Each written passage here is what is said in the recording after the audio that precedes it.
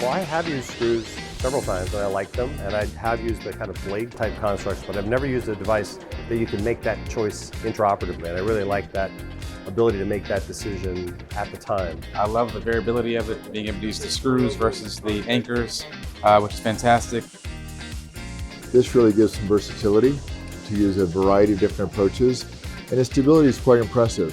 And I'm also pretty excited about the open architecture of the 3D printing. I think that's going to be really good for healing through it, so I'm really looking forward to giving it a try.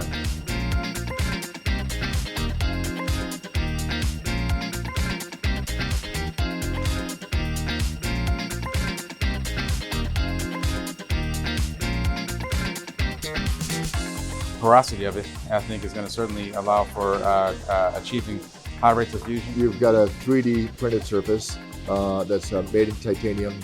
What I particularly like about your surface is the congruency with the end plate. So the fact that we recognize that there's a convexity to the lumbar end plates. I love the fact that you all have put so much time and effort into making certain that we're matching the end plates perfectly and the anatomy as it should be.